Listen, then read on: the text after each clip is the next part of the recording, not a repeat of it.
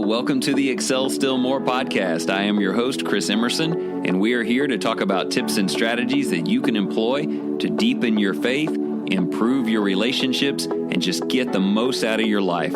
Thank you for joining. Let's get started. Welcome back to our Excel Still More podcast. Today, I want to issue a special challenge for the next 7 days. Do not use the word priorities. In fact, I try to never use the word priorities.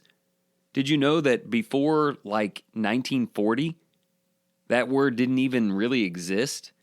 You couldn't find the word priorities in literature or speeches. Even today, finding the definition of the word priorities is not easy to do, which is strange that it's not easily defined, and we'll talk about why as we move forward, and it wasn't even used before the mid-20th century. All of that is kind of strange because it's used so often today. Everybody is always talking about their priorities. You and I have both said it, right? We've got to get our priorities straight. If I can get my priorities right, I can do better in my service to God. If I can get my priorities set, then I can handle the most important things first. We have this concept, which is frankly kind of fictional for a lot of people because it so rarely comes together, that there is this set of dominoes out there, 28 priorities, and I've got to stack them best to worst. And if I ever get the stack perfectly ordered, then my life will be perfectly ordered. Well, that just sounds foolish, doesn't it? It's very hard to do. And I'll tell you why. Because we're using the wrong word. I'm asking you for the next 7 days to not use the word priorities at all because they don't really exist. Let me explain. Before 1940, and even now in most dictionaries, you will find the word priority, singular. Turns out, in all reality of usage, the idea of multiple priorities, by definition, is a fallacy. It is a false and misleading idea. Here is the definition of priority. See if this makes sense. The definition of priority is something that is more important than other things. Or you might say, the most important thing. So how in the world can you have priorities? Are there things that are more important than other things? You say, well, yeah, there are. Well, then which things are more important amongst those things? How do you order priorities among things that are prioritized? You say, well, I don't know. I guess in my life, if there are 20 things that I'm about, there are 5 of them that are top priorities. Well, that's good, I guess. But which of those is the most important thing? Which one of those is the something that is more important than every other thing?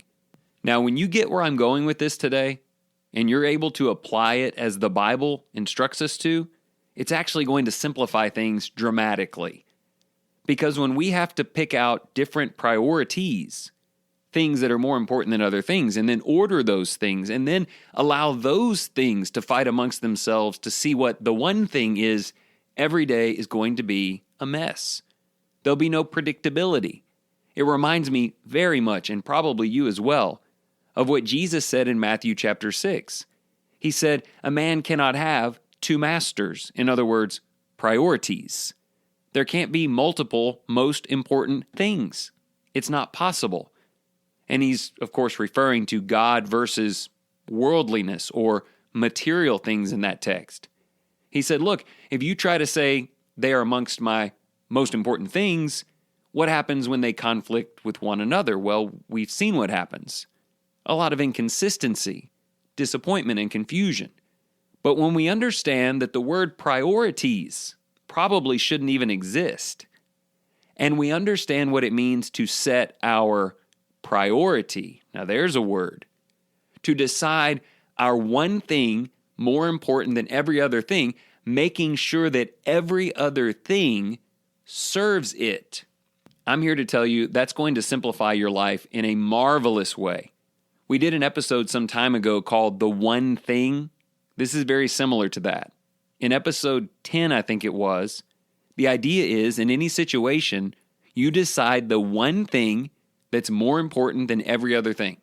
And you make sure that every other thing serves that one thing and always caters to it. What I'm here to tell you is that's the way life works, not just situations.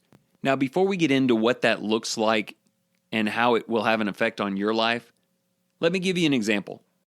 Let's say there's a company that has their big yearly meeting and they put 10 executives in the room.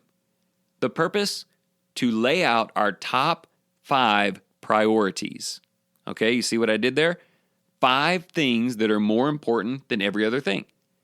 So they sit down and they brainstorm a while and they come up with 5 things: success, integrity, quality, customers, and employees. Well, that sounds like a really good list. But the problem is, by making all of them the most important things, you never know which one of them will be the most important thing. First of all, there will constantly be conflicts. What does the company do when they have an opportunity to make an extra $1 million, but they'll have to hide something from the customer? What do they do when meeting customer demands means they have to shave some things and benefits from the employees? It will become circumstantial, won't it? In the plethora of priorities, there won't be one. There will constantly be this decision on which to choose. There will be debates, arguments, division, and confusion. And usually what happens is each of the things gets put into its own box. And you just make a decision. This time, we're going to take down that box. Today, we're going to prioritize the money. And so we're going to choose the $1 million. Next time, we'll leave that box on the shelf, and we'll pull down the customer box, and we'll give a discount or something. Or this time, after much debate, we'll go with the customer demands, and next Christmas, we'll add a little extra money for the employees. The problem is, nobody knows how it's going to go, including the people who are involved, the employees and customers and so forth. The question is, how valuable is a set of priorities if they're constantly being prioritized or deprioritized from situation to situation? It just doesn't make any sense. It's a fallacy to think you can have multiple most important things interchanged day in and day out.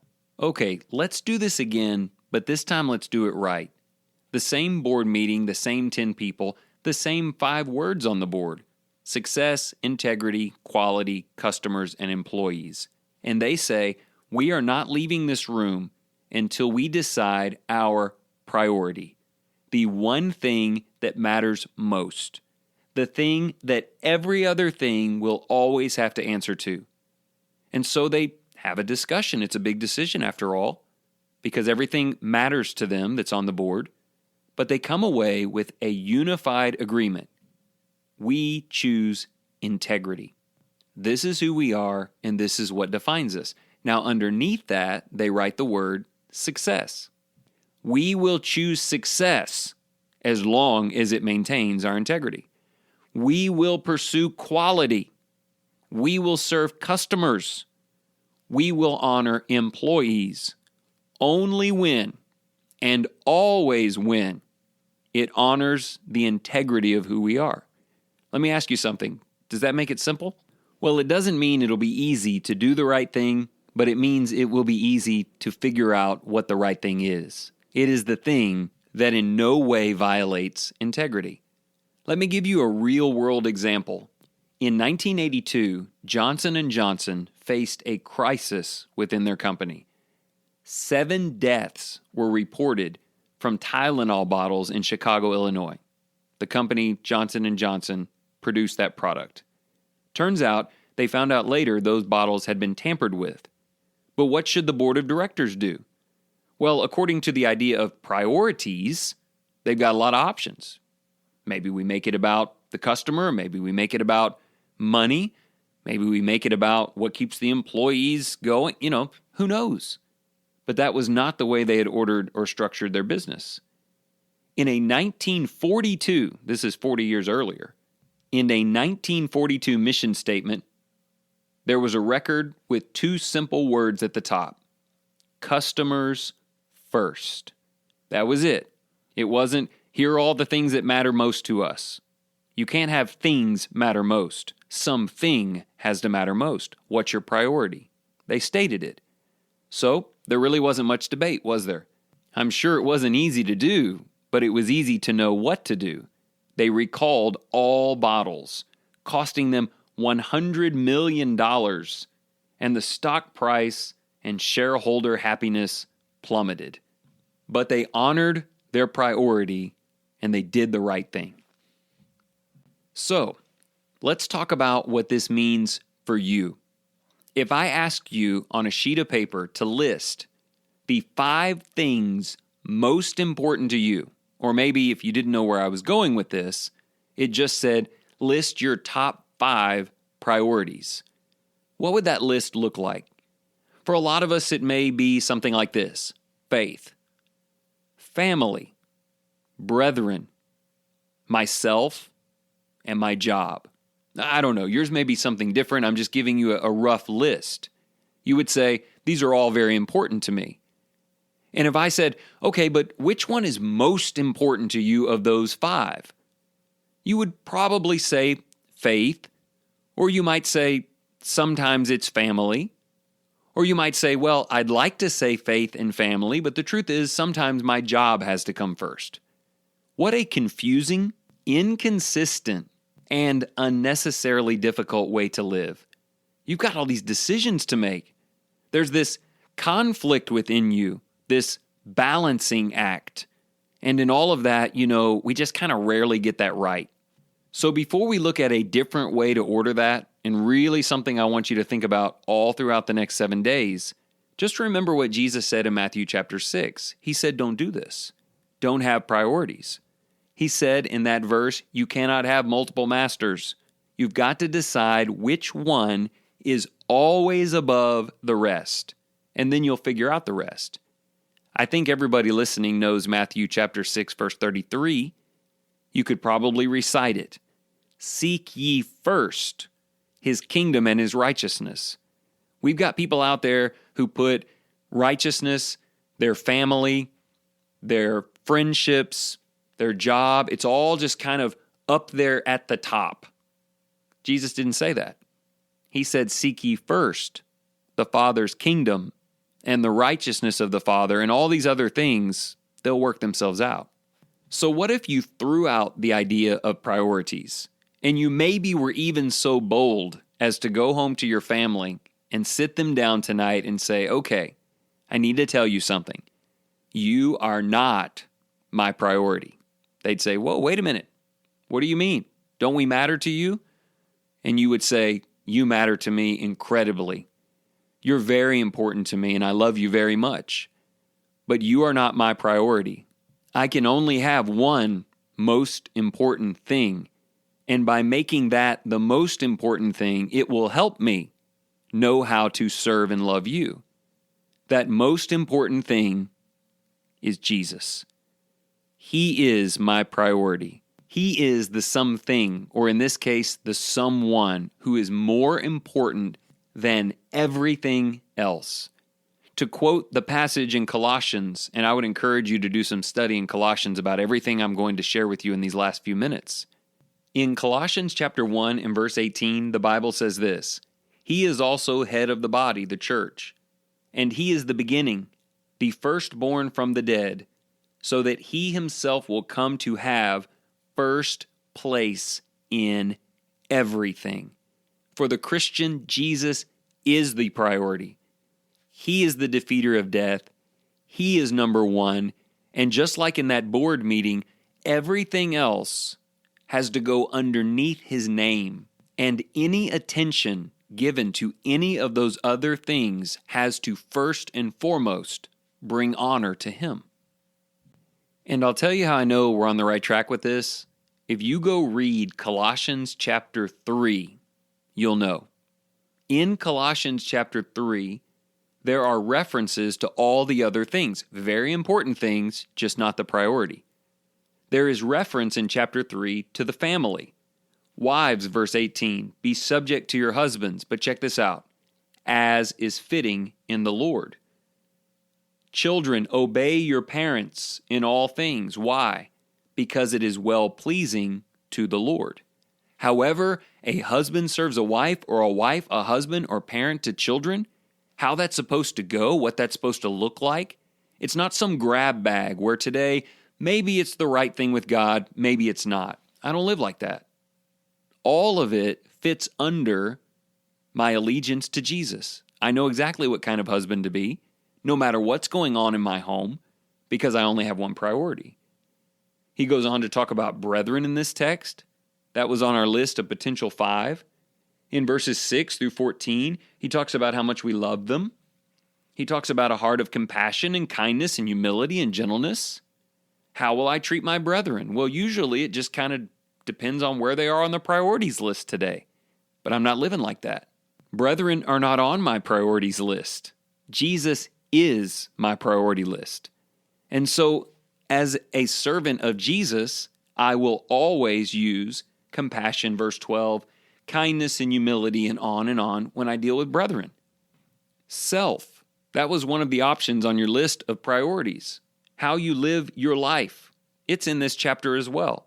In chapter 3, verses 1 through 5, it talks about your life and how you live it, but it says, above all else, you're just seeking to serve Jesus. Your flesh will put to death everything that dishonors Jesus. I mean, think about how comforting that is. I don't have to worry tomorrow about which I'm going to choose. The choice has already been made. I will do the things that honor Jesus. And then lastly, somebody may put their job on the list, and there's some information in this text about masters and slaves, what kind of a boss to be, what kind of an employee. It becomes kind of simple when everything runs through honoring Jesus. Now, here's where you're going to have to trust me on this, because there is someone listening right now saying, that sounds great, but I don't know how that's going to work. I mean, what about those subcategories? What about when I have to choose between them? Work the extra shift or go home and be with my family? Or there's a conflict between family demands and the time I need to be spending with brethren. I'm just going to tell you, and you've got to trust me on this, if you decide that Jesus is your only priority, and your family knows that, and your brethren know that, and the place where you work knows that, and you know that in yourself, all of those other things will work themselves out beautifully. You will balance them well. You will serve those people wonderfully, because under Jesus, decisions become easier, and there's great peace when you make them. So look, I know we have a lot going on, a lot of things and people who are important to us, but for the next 7 days, only talk about your priority and how everything else is affected by it, and experience the incredible peace that comes when you do not buy into the priorities fallacy.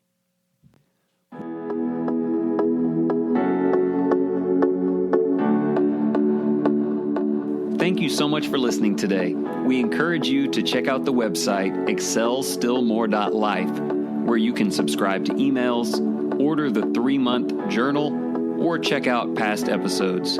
As always, please consider sharing this with people in your life who you think we can help. And whatever you do today, in the name of the Lord Jesus Christ, excel still